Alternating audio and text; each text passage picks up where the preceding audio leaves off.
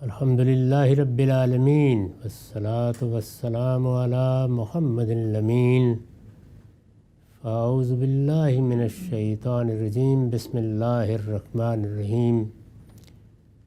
خواتین و حضرات، ہم سورہ یوسف کی آیت 77 سے سورہ کا مطالعہ کر رہے ہیں۔ سیدنا یوسف کی سرگزشت یہاں پہنچ گئی تھی کہ ان کے بھائی بنیامین کے سامان سے انہی کا رکھا ہوا پیالہ برآمد کر لیا گیا۔ اس پر ان کے بھائیوں نے یہ تبصرہ کیا تھا کہ اگر یہ چوری کرے تو کچھ تعجب کی بات نہیں ہے، اس سے پہلے اس کا ایک بھائی بھی چوری کر چکا ہے۔ یہ ظاہر ہے کہ ہر لحاظ سے ایک حدود سے متجاوز بات تھی۔ ان کا بھائی تھا، وہ اسے جانتے تھے، انہیں کہنا چاہیے تھا کہ اس کا کوئی امکان نہیں ہے کہ اس نے بھی چوری کی ہو، غلط فہمی ہو سکتی ہے یا غلطی سے کسی اور نے رکھ دیا ہوگا، لیکن الزام لگانے میں انہیں ادنیٰ توقف نہیں ہوا۔ یہی بالعموم ان لوگوں کی ذہنیت ہوتی ہے جو اپنی عزت آبرو کے بارے میں تو بڑے محتاط ہوں گے اور بہت حساس بھی، لیکن دوسروں کے بارے میں بات کرتے ہوئے انہیں احساس نہیں ہوتا کہ وہ منہ سے کیا بات نکال رہے ہیں۔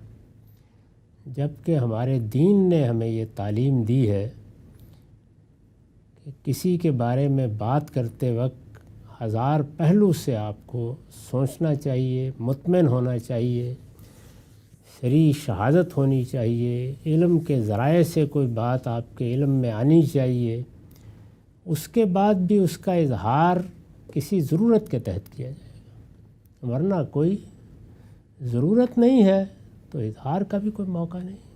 یعنی مجھے کیا پڑی ہے کہ میں دائیں بائیں کسی اٹھنے بیٹھنے والے کے بارے میں کوئی تبصرہ کرتا رہوں۔ لوگوں کے عیوب ہیں، ان کے ساتھ ہوں گے، ہمارے اندر بھی بہت خامیاں ہیں۔ اللہ تعالیٰ ہر ایک کے عیوب پر پردہ ڈالے، لیکن جب آپ دنیا میں معاملہ کر رہے ہوتے ہیں تو بعض اوقات ضرورت پڑ جاتی ہے کہ اظہار کیا جائے۔ جیسے ہمارے فقہا بھی بہت اچھی مثالیں دیتے ہیں کہ کسی نے آپ سے مشورہ کر لیا اور یہ پوچھا کہ میں اپنی بیٹی کا یا بیٹے کا نکاح کرنے والا ہوں، آپ کے ہمسائے ہیں، آپ جانتے ہوں گے، یا عزیز ہے، تعلق رہا ہے، تو بتا دیجئے کیا خامی کیا خوبی ہے۔ تو یہ ضرورت واقع ہو گئی۔ اس طرح کی دسیوں ضرورتیں پڑ سکتی ہیں۔ اسی طرح کی ضرورت سوسائٹی میں جو لوگ رہنمائی کے لیے اٹھ کھڑے ہوں، ان کے کردار اور سیرت کے بارے میں متنبع کرنے کی پڑ جاتی ہے۔ تو وہاں پر بھی وہی اصول ہوگا کہ وہ چیز آپ کا ذاتی مشاہدہ ہے، آپ کا علم ہے، آپ کو اس پہ اطمینان ہے، علم کے جو ذرائع موجود ہیں دنیا کے اندر، ان کی بنیاد پر آپ بات کر رہے ہیں۔ اگر وہ ہے تو درست، ورنہ یہ بہت بڑے گناہوں میں سے، یعنی یہ کوئی بات چیت کر کے دائیں سے بائیں ایک چیز کو اڑا دینے کی چیز نہیں ہے، یہ کوئی کھیل اور تماشا نہیں ہے۔ انسان کی جان، مال اور عزت آبرو کو، اور یہ عزت اور آبرو ہر ایک کی ہے، اس کو اللہ تعالیٰ کے رسول نے فرمایا ہے کہ حرمت حاصل ہے، کسی شخص کو اس پر حملہ آور نہیں ہونا چاہیے۔ اسی اصول کو سامنے رکھ کر ہتک عزت کے قوانین بنائے جاتے ہیں۔ یعنی کسی آدمی کا یہ کام نہیں کہ وہ دوسرے کے بارے میں زبان کھولے اور اس بے احتیاطی کے ساتھ کھول دے اور جو اس کے منہ پر آئے کہہ دے۔ چنانچہ حضور نے اسی لیے متنبہ فرمایا کہ کفا بالمرء کذبا ان یحدث بکل ما سمع۔ اگر کسی آدمی کو دیکھو کہ وہ دوسروں کے بارے میں ایسی باتیں کرتا ہے، وہ کوئی عالم ہے، کوئی رہنما ہے، کوئی عامی ہے، تو پوچھو اس سے تمہارے پاس کیا دلیل ہے اس کی۔ اگر وہ اس کے شواہد پیش نہ کر سکے تو تم حق رکھتے ہو کہ اس کو کہو کہ تم جھوٹے ہو، آخری درجے کے جھوٹے ہو۔ اس لیے کہ آدمی کے لیے جھوٹا ہونے کے لیے اتنا ہی کافی ہے کہ وہ جو سنے اس کو آگے بیان کرتے لوگوں کے بارے میں۔ تو یہ چیز یہاں بھی ہوئی۔ یعنی ایک واقعہ ہوا اور بجائے اس کے کہ وہ اس واقعے میں اس کی مدافعت کرتے، انہوں نے آگے بڑھ کر یوسف پر بھی الزام لگا دیا۔ اگر یہ چوری کرے تو کچھ تعجب کی بات نہیں ہے، اس سے پہلے اس کا ایک بھائی بھی چوری کر چکا ہے۔ اس پر میں بتا چکا ہوں کہ نوعیت معاملہ کیا تھی۔ اس کے آگے اب فرمایا ہے کہ جب انہوں نے یہ کہا تو فَأَسَرَّهَا يُوسُفُ فِي نَفْسِهِ وَلَمْ يُبْدِهَا لَهُمْ، یہ سراسر تہمت تھی مگر یوسف نے اس کو اپنے دل ہی میں رکھا۔ یعنی ان کی جو صورت بن گئی اس وقت کہ یہ میرے سامنے کھڑے ہوئے میرے ہی بارے میں اس قدر جھوٹی بات کر رہے ہیں تو رد عمل میں آ کے کچھ بھی کہہ سکتے تھے، لیکن انہوں نے دل ہی میں رکھا۔ یہ سراسر تہمت تھی مگر یوسف نے اس کو اپنے دل ہی میں رکھا، ان پر اسے ظاہر نہیں کیا۔ لم یبدھا لہم، البتہ دل میں انہوں نے کیا کہا، قال انتم شر مکانا واللہ عالم بما تصفون، بس اپنے جی میں اتنی بات کہہ کر رہ گیا کہ تم لوگ بڑے ہی برے ہو اور جو کچھ تم بیان کر رہے ہو اللہ اس کو خوب جانتا ہے۔ یعنی تم جھوٹے ہو، تمہارے جھوٹے ہونے میں کوئی شبہ ہی نہیں ہے۔ ایک شخص سے تمہیں بغض ہے، اس کے کینے میں مبتلا ہو گئے ہو، اور اس کے بعد پہلے اس کی جان کے در پہ ہوئے، اس کو باپ سے الگ کیا، اس کو کنویں میں پھینکا، یہ سب کچھ کرنے کے بعد بھی تمہیں کوئی تعصف نہیں ہوا۔ اس پر برسوں بیت گئے اور اب بھی کھڑے ہوئے یہ کہہ رہے ہو کہ اس نے چوری کی ہے تو اس میں تعجب کی کیا بات ہے، اس کا بھائی بھی چور تھا۔ اس طرح کے لاخیرے لوگ جہاں بھی ہوں وہ یہیں پہنچ جاتے ہیں۔ یہ سراسر تہمت تھی مگر یوسف نے اس کو اپنے دل ہی میں رکھا، ان پر اسے ظاہر نہیں کیا، بس اپنے جی میں اتنی بات کہہ کر رہ گیا کہ تم بڑے ہی برے ہو اور جو کچھ تم بیان کر رہے ہو اللہ اس کو خوب جانتا ہے۔ قالوا یا ایھا العزیز ان لہ ابا شیخا کبیرا فخذ احدنا مکانہ انا نراک من المحسنین، یعنی جو بھائی کی مدافعت میں کہنا چاہیے تھا وہ تو کہنے کی توفیق نہیں ہوئی، لیکن باپ سے وعدہ کر کے آئے تھے۔ اب مسئلہ بالکل الٹ ہو گیا۔ جس زمانے میں تھے اس میں باپ کی جو حیثیت ہوتی تھی اس سے ہر شخص واقف ہے، تو انہوں نے درخواست کی، یعنی یوسف سے کہا اے عزیز اس کا ایک بہت بوڑھا باپ ہے، سو اس کی جگہ آپ ہم میں سے کسی کو رکھ لیجئے، ہم دیکھ رہے ہیں کہ آپ بڑے نیک نفس انسان ہیں۔ قالوا یا ایھا العزیز ان لہ ابا شیخا کبیرا فخذ احدنا مکانہ انا نراک من المحسنین، یعنی درخواست کی انہوں نے کہ آدمی رکھنا ہے تو آپ ہم میں سے کسی کو رکھ لیں، ظاہر ہے ہم اکٹھے ہی آئے ہیں، سب بھائی ہیں، تو ہم میں سے کسی کو رکھ لیجئے۔ اس کا باپ بہت بوڑھا ہے اور ظاہر ہے کہ یہ بات بھی اس پہ پوشیدہ ہے کہ اس کے ساتھ محبت کرتا ہے اور اس نے ہم سے عہد لیا تھا، ہم واپس لے جانے کے پابند ہیں، تو اس کو آپ بھیج دیجئے تاکہ باپ کے سامنے ہم سرخرو ہوں، ہم میں سے کسی کو رکھ لیجئے۔ اب سامان تو برآمد ہو گیا ہے، بہرحال ہم خود ہی کہہ چکے ہیں کہ جس کے سامان سے نکلے گا اس کو رکھ لیا جائے گا۔ تو انہوں نے یہ درخواست کی۔ اس موقع پر یوسف بولے ہیں قال معاذ اللہ ان ناخذ الا من وجدنا متاعنا عنده انا اذا لظالمون،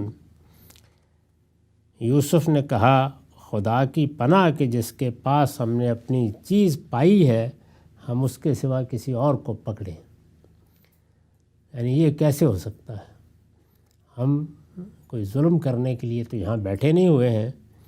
قال معاذ اللہ ان ناخذ الا من وجدنا متاعنا عنده، خدا کی پناہ کہ جس کے پاس ہم نے اپنی چیز پائی ہے ہم اس کے سوا کسی اور کو پکڑیں، انا اذا لظالمون، اس صورت میں تو ہم بڑے ہی ظالم ٹھہریں گے۔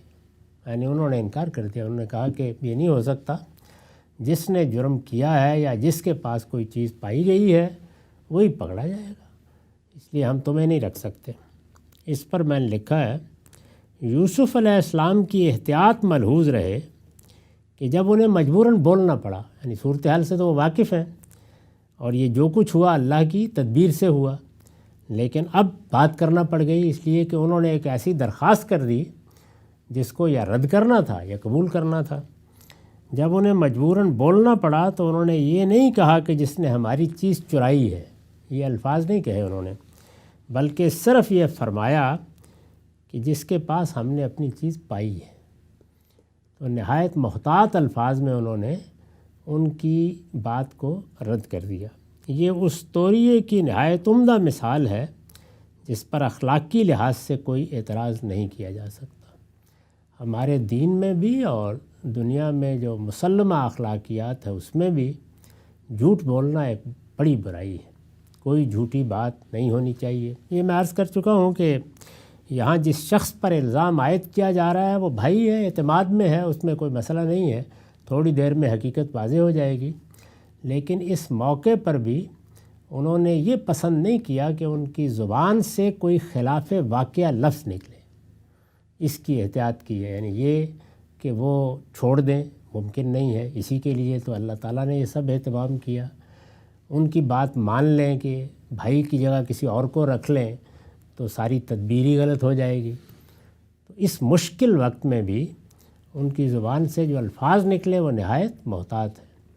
اس کو توریہ کہا جاتا ہے، یعنی کسی نازک وقت میں اگر آپ کو کوئی ایسی بات کرنی پڑے کہ جس میں سچائی نہ بتائی جا سکے یا سچی بات کہنا ممکن نہ ہو، تو کم سے کم الفاظ میں اس بات کی احتیاط کرنی چاہیے کہ سامع مغالطے میں تو مبتلا کیا جا سکتا ہے لیکن الفاظ میں بھی جھوٹ نہ ہو، یعنی واقع میں تو کوئی چیز ہی نہیں ہے، سب کچھ ٹھیک ہے، لیکن الفاظ کے حد تک بھی انہوں نے یہ احتیاط کی۔ اس کی سب سے اچھی، سب سے عمدہ مثال واقعہ ہجرت کی ہے، جب سیدنا صدیق کو یہ معاملہ پیش آ گیا کہ جیسے ہی غار ثور سے نکلے تو ایک چرواہا مل گیا۔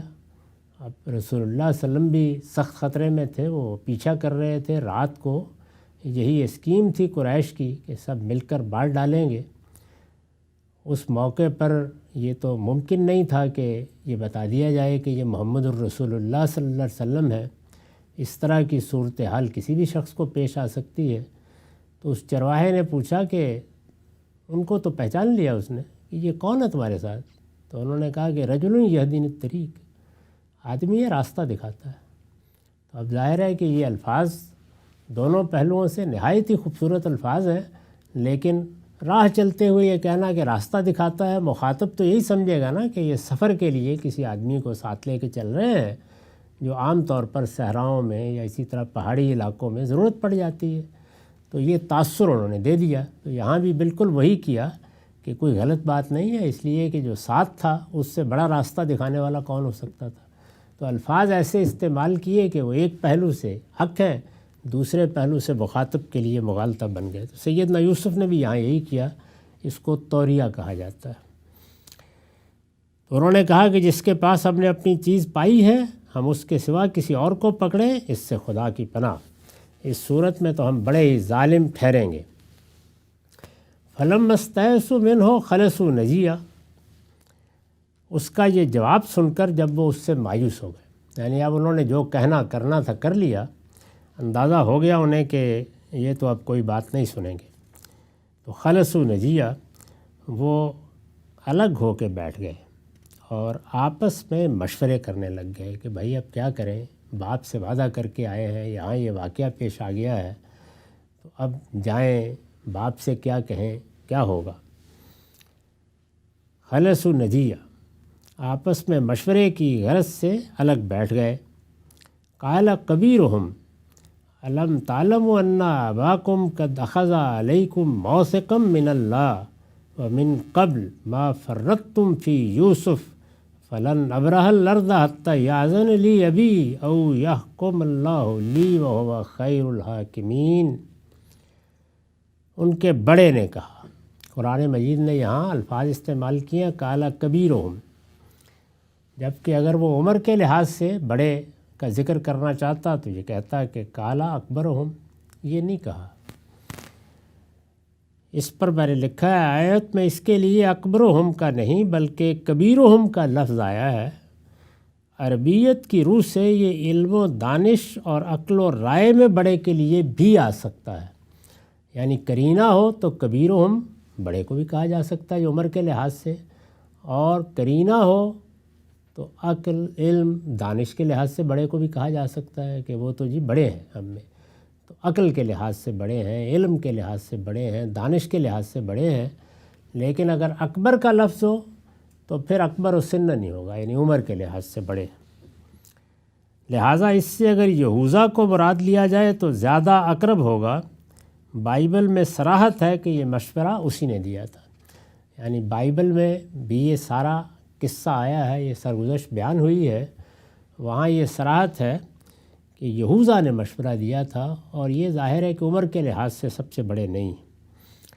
ان کے بڑے نے کہا، کیا تم جانتے نہیں ہو کہ تمہارے باپ نے خدا کے نام پر تم سے پکا قول و قرار لیا ہے، اور اس سے پہلے یوسف کے معاملے میں جو تقصیر تم سے ہو چکی ہے اسے بھی جانتے ہو، یعنی پہلے کیا کر چکے ہو یہ بھی معلوم ہے، اور اب ہم وعدہ کر کے آئے ہیں، عہد کر کے آئے ہیں، قول و قرار کر کے آئے ہیں، یاد ہے نا یہ سب تم کو؟ تو انہوں نے کہا کہ تم اس کو بھی جانتے ہو اور اس کو بھی جانتے ہو، لہٰذا میں تو اس سرزمین سے ٹلنے کا نہیں، میں نہیں جاؤں گا تمہارے ساتھ جب تک میرا باپ مجھے اجازت نہ دے یا اللہ میرے لیے کوئی فیصلہ فرما دے۔ یعنی تم جاؤ، جا کر ان سے پوچھو، اگر وہ تمہارے عذر کو قبول کر لیتے ہیں اور پھر وہ مجھے آنے کی اجازت دیتے ہیں تو میں آؤں گا، ورنہ میں یہاں بیٹھا ہوں، میں نہیں جاؤں گا۔ اور وہ سب سے بہتر فیصلہ کرنے والا ہے، یعنی اللہ فیصلہ کوئی کر دے وہ ٹھیک ہے، جو بھی ہو جائے گا، لیکن میں اپنے طور پر باپ کو منہ دکھانے کے قابل نہیں ہوں، میں نہیں جاؤں گا وہاں پہ، ان سے پوچھو جا کے۔ تو اس نے یہ کہہ کے جانے سے انکار کر دیا۔ اس پر حاشیہ ہے، اس سے اندازہ ہوتا ہے کہ یہ بھائی دوسروں سے مختلف تھا، یعنی یہ صاف واضح ہوتا ہے کہ اس کا رویہ ان جیسا نہیں ہے۔ یوسف کو قتل نہ کرنے کا مشورہ بھی غالباً اسی نے دیا تھا، وہ گھر سے تو اسی لیے لائے تھے کہ یوسف کو مار ڈالیں گے اور اس کے بعد جا کے خون دکھا دیں گے کہ بھیڑیا کھا گیا، لیکن اس نے مشورہ دیا کہ کسی کنویں میں ڈال دو۔ ظاہر ہے اس میں ہمدردی موجود ہے، یہ ایسے ہی ہے کہ کسی کو روک تو نہیں سکے آپ، لیکن کوشش کر کے آپ نے جان بچا لی کم سے کم، تو مشورہ غالباً اسی نے دیا تھا۔ چنانچہ اس کی غیرت نے گوارا نہیں کیا کہ ایک کے بعد اب وہ دوسرے بھائی کو بھی کھونے کا مجرم بن کر باپ کے سامنے حاضر ہو، اس کے لیے وہ تیار نہیں ہوا، اور اس نے یہ کہہ کے ان کو کہا کہ تم چلے جاؤ اور جا کر کہو، ارجعوا الی ابیکم فقولوا ان یا ابانا ان ابنک سرق، تم اپنے باپ کے پاس جاؤ، یعنی تم لوگ چلے جاؤ، ہمت کرو اور ان سے کہو کہ ابا جان آپ کے بیٹے نے چوری کی ہے، اور ہم نے وہی بات کہی ہے جو ہمارے علم میں آئی ہے، وما شہدنا الا بما علمنا وما کننا للغیب حافظین، ہم غیب کے نگہبان نہیں۔ نے کہا یہ بات جا کے ان کی خدمت میں عرض کرو کہ چوری تو پکڑی گئی ہے، آپ کے بیٹے نے چوری کی ہے، اس کے نتیجے میں اس کو وہاں رکھ لیا گیا ہے، ہمیں نہیں معلوم کہ صحیح کیا ہے غلط کیا ہے۔ یہ اگلا جملہ وہ اس لیے بول رہے ہیں کہ میں نہیں جانتا، یہ بات بھی بتا دو ان کو کہ اس پر الزام لگا ہے، پکڑ لیا گیا ہے، میں غیب کا علم نہیں رکھتا اور نہ میں اس معاملے میں کچھ کہہ سکتا ہوں، اتنی بات بتائی جا رہی ہے آپ کو جتنی ہمارے علم میں ہے۔ تو انہوں نے یہ پوری بات بیان کی کہ والد کو جا کر یہ بتا دیا جائے، میں نہیں جاؤں گا، پھر اس کے بعد وہ جو کہیں گے اس کے مطابق ہو جائے گا۔ ارجعوا الی ابیکم فقولوا یا ابانا ابنک سرق وما شہدنا الا بما علمنا وما کننا للغیب حافظین، تم اپنے باپ کے پاس جاؤ اور ان سے کہو کہ ابا جان آپ کے بیٹے نے چوری کی ہے اور ہم نے وہی بات کہی ہے جو ہمارے علم میں آئی ہے، ہم غیب کے نگہبان نہیں ہیں۔ وصل القریۃ التی کننا فیہا، آپ اس بستی کے لوگوں سے پوچھ لیجئے جہاں ہم رہے ہیں، جہاں ہم نے قیام کیا ہے، آپ چاہیں تو وہاں بھیج کے تحقیق کر لیں، والعیر التی اقبلنا فیہا، اور اس قافلے سے پوچھ لیجئے جس کے ساتھ ہم آئے ہیں۔ یعنی انہوں نے کہا کہ یہ جو ہم آپ کو اطلاع دے رہے ہیں اس کے گواہ موجود ہیں، آپ تحقیق کر لیں۔ وَإِنَّا لَصَادِقُونَ، ہم بالکل سچے ہیں۔ یعنی یہ پوری بات جا کے انہوں نے کہا کہ والد کو بتا دو۔ تو اب یہ آئے، انہوں نے آ کے یہ ساری بات بتائی۔ اسی طرح کہا جب یعقوب علیہ السلام نے یہ سنا، یہ ساری داستان سنی، تو انہوں نے کہا قال بل سولت لکم انفسکم امرا۔ اب یہ دیکھیے قرآن مجید نے اس میں وہ آئے، انہوں نے آ کے بات بیان کی، وہ وہیں رہے، یہ سب چیزیں حذف کر دی ہیں اس لیے کہ اس کے مدعا سے کوئی تعلق نہیں رکھتی۔ تو آگے بات بڑھا دی ہے، یہ کہا کہ یہ اس نے کہا، انہوں نے آ کے یہی بات باپ کے سامنے دہرا دی۔ باپ نے یہ داستان سنی تو کہا نہیں، بلکہ تمہارے دل نے تمہارے لیے ایک بات بنا لی ہے۔ یعنی انہیں یقین نہیں آیا، انہوں نے اس کو قبول نہیں کیا۔ ان کے باپ نے یہ داستان سنی تو کہا نہیں، بلکہ تمہارے دل نے تمہارے لیے ایک بات بنا لی ہے۔ یہ کیا بات ہے جس پر انہوں نے کہا ہے بات بنا لی ہے؟ اس کا مدعا یہ ہے، اس کو میں نے واضح کیا ہے، یعنی یہ بات کہ بنیامین نے فی الواقع چوری کی ہے۔ انہوں نے کہا یہ نہیں ہو سکتا، میرا بیٹا چوری نہیں کر سکتا، اس لیے اس کا تو کوئی امکان نہیں ہے، اس لیے یہ بات تم نے بنا لی ہے۔ جیسے پہلے ایک بات بنائی تھی ویسے ہی بنا کے لے آئے ہو۔ یعنی یہ بات کہ بنیامین نے فی الواقع چوری کی ہے، درا حالے کہ یہ لوگ وہاں بھی کہہ سکتے تھے کہ ہم اپنے بھائی کو جانتے ہیں، وہ کبھی چوری نہیں کر سکتا۔ یہ پیالہ شاید کسی اور نے رکھ دیا ہو یا کسی غلطی سے وہ اس کے اسباب میں بند گیا ہو۔ پھر باپ کے پاس آ کر بھی انہوں نے یہ نہیں کہا کہ بنیامین پر چوری کا الزام لگا دیا گیا ہے، بلکہ پورے یقین کے ساتھ کہہ دیا کہ آپ کے بیٹے نے چوری کی۔ تو یوسف نے بھی یہی کہا تھا، یوسف علیہ السلام نے بھی، اور اب سیدنا یعقوب نے بھی یہی کہا ہے، انہوں نے ماننے سے انکار کر دیا۔ یہی تعلیم ہمیں دی گئی ہے۔ قرآن مجید نے سورہ نور میں یہ بتایا ہے کہ اگر تم کسی ایسی شخصیت سے واقف ہو جس کے علم سے، جس کے کردار سے، جس کے سیرت سے تمہیں بارہا سابقہ پڑ چکا ہے، تم جانتے ہو کہ وہ فلاں اور فلاں قسم کا کام نہیں کر سکتا، تو اگر اس پر کوئی الزام تمہارے سامنے لگایا جاتا ہے تو تمہیں کیا کرنا چاہیے؟ لے اڑو اس الزام کو؟ نہیں، تمہیں یہ کہنا چاہیے کہ سبحانہ کا ھذا بہتان و عظیم، یہی کہنا چاہیے۔ اس لیے کہ جب کوئی چیز سچی ثابت ہو جائے گی تو کیا قیامت آئے گی، بتا دیں گے کہ بھائی ہم نے تو حسن ظن سے کام لیا تھا، واقعی مجرم ثابت ہو گیا۔ لیکن یہ کہ اڑتی ہوئی باتیں لے کر الزام لگانا اور جو منہ میں آئے کہہ دینا اور جس طرح چاہے بیان کر دینا، اس پر سخت تنبیہ کی ہے۔ اور یہ بتایا ہے اس سورہ میں کہ اگر اللہ تعالیٰ نے تمہارے اوپر کرم کا فیصلہ نہ کر لیا ہوتا تو یہ بہتان لگا دینا اتنا بڑا جرم تھا کہ اس پر سخت عذاب آ جاتا۔ یہ کوئی معمولی بات ہے کہ کسی شخص کی عزت حرمت کا احساس کیے بغیر آدمی ادھر ادھر سے کرائن اور افواہیں سن کر پورے زور کے ساتھ کوئی بات بیان کرنا شروع کر دے۔ تو یہاں پر بھی دیکھیے کہ نہ یوسف نے اس کو قابل اعتماد سمجھا اس لیے کہ وہ تو واقف تھے، لیکن یعقوب علیہ السلام نے بھی ادنا درجے میں اس کی تائید نہیں کی۔ انہوں نے جو بات بیان کی تھی رد کر دیا، انہوں نے کہا یہ نہیں ہو سکتا، اس کا کوئی سوال نہیں ہے۔ ان کے باپ نے یہ داستان سنی تو کہا نہیں، بلکہ تمہارے دل نے تمہارے لیے ایک بات بنا لی ہے، اور فرمایا کہ فصبر جمیل، اس لیے صبر جمیل ہی بہتر ہے۔ یعنی پہلے بھی تم نے ایک کہانی آ کے سنا دی، اب بھی سنا دی، لیکن بہرحال جس پروردگار پر میں ایمان رکھتا ہوں اس نے اس طرح کے موقعوں پر جب آدمی بے بس ہو جائے اور کوئی راہ باقی نہ رہے تو صبر ہی کی تلقین کی ہے۔ میرے لیے صبر جمیل ہی بہتی ہے۔ صبر جمیل یعنی جس میں جزا فضا نہ ہو، جس میں آدمی کوئی نوحہ نہ کرنے لگ جائے، جس میں اللہ تعالیٰ سے غلط کے طریقے کے شکوے نہ ہونے شروع ہو جائے، یعنی ایک استقامت کا رویہ، عزیمت کے ساتھ معاملے کو دیکھنا، اعلیٰ اخلاق پر قائم رہنا، وہ ساری چیزیں جب موجود ہوتی ہیں اور انسان جو اس کے بس میں ہے تدبیر بھی کرتا ہے، جدوجہد بھی کرتا ہے، تو اس کو صبر جمیل سے انہوں نے تعبیر کیا۔ خوبصورت صبر، یعنی صبر ہو اور پھر خوبصورت صبر ہو۔ فصبر جمیل، اس لیے صبر جمیل ہی بہتر ہے۔ عسى الله أن يأتيني بهم جميعا إنه هو العليم الحکیم، امید ہے کہ اللہ ان سب کو میرے پاس لے آئے گا، یقیناً وہی علیم و حکیم ہے۔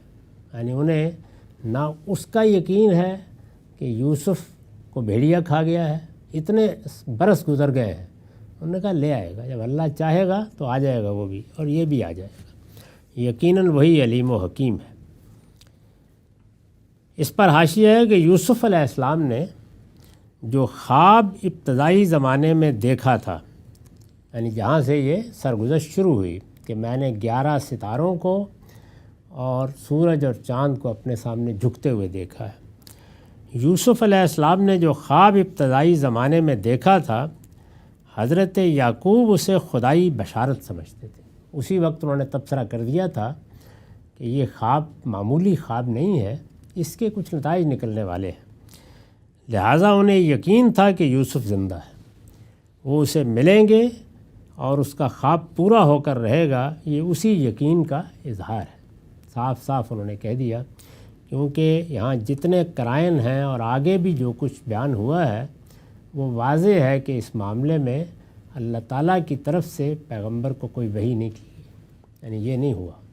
لیکن جو کچھ خواب انہوں نے سنا تھا اور جو عام عقلی قرائن موجود تھے، ان کی روشنی میں ان کا پورا اطمینان تھا کہ ایسا کچھ نہیں ہوا، وہ بھی آئے گا اور میرا یہ بیٹا بھی واپس آئے گا۔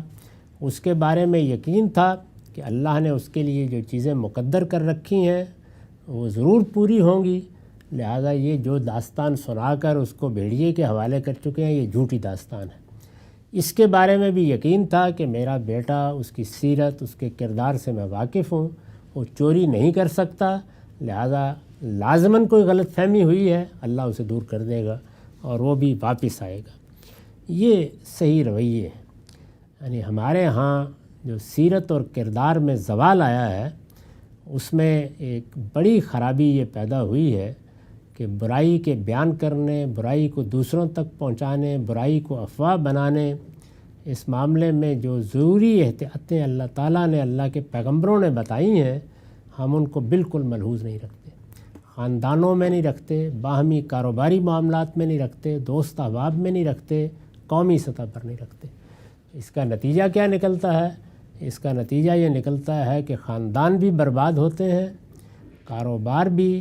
آپ غور کر کے دیکھ لیں، 4 آدمیوں کے اکٹھے ہمارے ملک میں چلانے مشکل ہو جاتے ہیں، اور اس میں بہت بڑا کردار یہی چیز ادا کرتی ہے کہ ہم ایک دوسرے کے معاملے میں جو منہ میں آتا ہے، جو سنی سنائی بات ہے وہ کہتے بھی ہیں، بلکہ ہمارا ایمان بن جاتی ہے، اور کچھ دیر کے بعد ہم اس یقین کے ساتھ وہ باتیں بیان کر رہے ہوتے ہیں کہ ادنا تردد بھی ہمیں نہیں ہوتا کہ ہم نے تو اس کی تحقیق نہیں کی ہے، یہ چیزیں تو سنی سنائی چیزیں ہیں، ہمیں احساس نہیں ہوتا کہ کیا پروپیگنڈا ہے جس کا ہم شکار ہو گئے ہیں۔ لیکن بہرحال یہ انسانی سیرت کی ایک بڑی کمزوری ہے، جبکہ صحابہ کرام سے اور صالحین سے جو روایات ملتی ہیں ان سے یہی معلوم ہوتا ہے کہ بڑی احتیاط اس معاملے میں کرنی چاہیے۔ آخری درجے میں آدمی بات کو سمجھے، جانے، دیکھے، اس کے بعد پھر اگر واقعہ ہے، صحیح ہو گئی ہے بات، شواہد مل گئے ہیں، اور شواہد بھی ایک خاص درجے کے مل گئے ہیں،